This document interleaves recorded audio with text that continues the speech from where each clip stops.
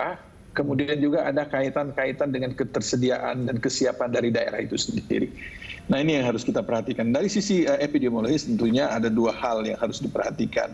Kriteria yang pertama adalah tentang jumlah kasus atau jumlah daripada kematian akibat penyakit ini meningkat secara signifikan. Nah, kemudian juga dia mempunyai korelasi dengan daerah ataupun kejadian serupa di tempat lain, wilayah lain. Nah, ini hal-hal inilah yang kalau dari sisi kesehatan menjadi bagian yang melekat daripada upaya kita untuk meminta ataupun mengkomunikasikan data-data yang ada di daerah. Karena ini adalah prinsip, kaidah-kaidah ini harus kita dapatkan. Untuk dari Kemenkes sendiri, Pak Oscar, apakah sudah ada pemetaan wilayah-wilayah atau provinsi yang menjadi fokus pemetaan, atau memang ini siapa yang paling cepat wilayah yang memberikan data kepada Kemenkes itu yang didahulukan, atau memang sudah ada prioritas? Ya, artinya dari sisi data-data kesakitan, data-data kematian kita punya. Tetapi kan tidak hanya sekedar itu, tetapi bagaimana komitmen daerah. Nah, ini kita matchingkan data-data yang ada ini dari dua sisi, karena bersifatnya usulan. Kemudian kita punya data juga, kemudian kita padukan. Kita lihat sejauh mana besaran masalah ini yang memang layak untuk dikatakan ataupun di PSBB kan. Oke, jadi ketika memang provinsi atau wilayah yang diprioritaskan tersebut bisa menghimpun data dengan cepat, sinerginya akan lebih baik begitu ya Pak Oscar? Iya, dan ini bukan sesuatu yang menghambat secara birokratis ya. Kita tentunya responsif tetapi tidak meninggalkan kaidah-kaidah. Artinya di dalam Permenkes ini juga dibuat frame time waktu. Paling lama itu 2 hari ya. Menteri Kesehatan akan mengeluarkan itu. Nah, untuk proses di Kemenkesnya sendiri bagaimana?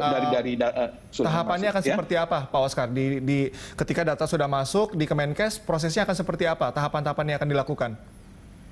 Cepat sekali kita bisa berkomunikasi dengan segala channel ya. Dengan pakar-pakar, dengan data-data yang kita miliki, 1 hari selesai, kemudian 1 hari kemudian kita selesaikan, dan komunikasi dengan gugus tugas juga begitu mudah, karena ini juga ada keterlibatan daripada gugus tugas. Untuk wilayah atau provinsi sendiri dari Kemenkes apa yang perlu menjadi prioritas sebagai persiapan begitu Pak Oscar? Ya, tadi data-data, kemudian komitmen, kemudian bagaimana kesiapan sarana dan prasarana di daerah, kemudian juga tentunya yang paling penting upaya-upaya ini jangan dimaknai sesuatu tindakan yang bersifat penutupan. Ini kan pembatasan tetapi secara terstruktur kita awasi. Kalau misalnya dalam satu wilayah atau provinsi tersebut masih kurang data yang dilengkapi, ini apakah tegas akan ditolak pengajuan PSBB-nya, atau ada pengecualian untuk daerah-daerah yang memang menjadi prioritas, Pak Oscar?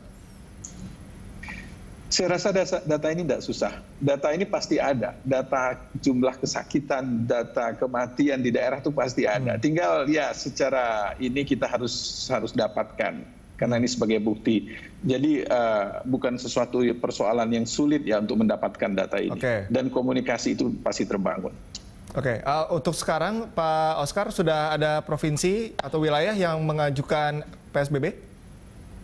Sudah, tetapi kita minta lengkapi.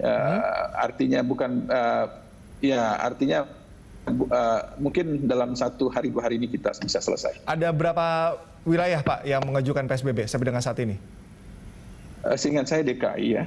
DKI. Ada ya. Artinya dari kemudian apa? Gimana? Silakan dilanjutkan Pak Oscar. DKI ya. Baru DKI saja yang mengajukan PSBB. DKI dengan ya ada Fak ya di kabupaten, tapi kita lagi lihat ya. Artinya dari wilayah tersebut masih ada yang harus dilengkapi Pak Oscar sampai dengan saat ini pengajuannya? Ya, kita sudah berkomunikasi untuk itu. Ini saya sekarang mau membahas lagi PSBB ini, bagaimana kita kembali ya, jangan membuat ekses, kemudian jangan membuat kepanikan. Ini juga kita sejalan kemarin ada kebijakan yang memperbolehkan mudik begitu. Ini kita bisa melihat dari dua sisi. Tapi bagaimana PSBB ini bisa menjamin bahwa kebijakan yang diambil oleh pemerintah tidak menimbulkan masalah lagi nantinya di daerah-daerah yang mungkin nanti akan didatangi oleh orang-orang yang mayoritas datang dari DKI, yang mana adalah provinsi yang cukup paling terdampak di Indonesia? Ya, yang pasti kebijakan yang sudah di dalam PSBB ini ya tetap menginginkan dan meminta pembatasan-pembatasan secara luas ya, artinya untuk berkumpul, untuk tidak melakukan kegiatan-kegiatan yang menghimpun massa, ya itu yang harus kita lakukan, kan sudah jelas. Jadi dalam koridor ini kita betul-betul memberikan pemahaman kepada masyarakat bahwa Permenkes ini sudah ada, kan, dan kemudian PP-nya sudah ada terhadap PSBB ini, mari kita patuhi. Oke, saya mau make sure lagi, dikhawatirkan ini tidak ada informasi yang terputus begitu ya Pak Oscar. Apakah nanti ketika satu wilayah itu memberlakukan PSBB, artinya dikabulkan oleh Kemenkes, artinya orang-orang dari wilayah lain di luar wilayah tersebut akan berdampak, misalnya tidak bisa mengakses ke wilayah tersebut. Bagaimana nantinya? Sekali lagi, kaidahnya ataupun prinsipnya ini bukan pelarangan, ini pembatasan. Pembatasan yang memang dilakukan secara terstruktur dan kemudian dilihat di situ ada batasan-batasan apa yang boleh, apa yang tidak boleh. Itu kita betul-betul mengharapkan, ini bukan sekedar himbauan, tetapi juga ada pengawasan dan pengawalan, itu yang kita harapkan. Jadi di sini sudah jelas, Mas, tadi sudah saya katakan, mungkin secara teknis protokol-protokol yang akan dilakukan oleh kementerian lembaga terkait itu akan dibuat secara lebih detail lagi. Jadi kami di Permenkes ini memang tidak berbicara sampai ke detail persoalan-persoalan yang bersifat teknis.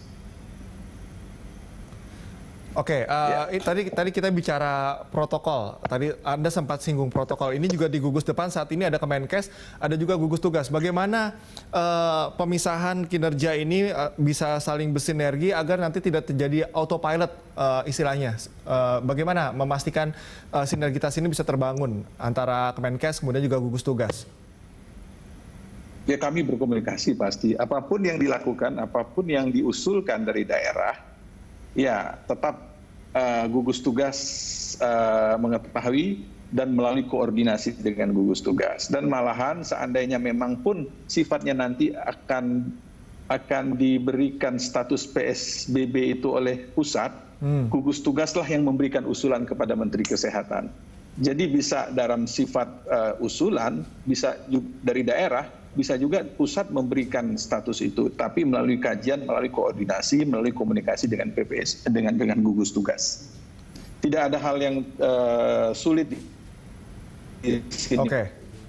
Oke, karena ya kita juga berharap bahwa kinerja antara lembaga-lembaga yang berperan aktif dalam penanggulangan COVID-19 ini sinerginya bisa terbangun dengan baik. Kita akan lanjutkan lagi perbincangan usai jeda. Pak Oscar tetap bersama kami, dan pemirsa, usai jeda kami akan kembali. Tetaplah bersama kami.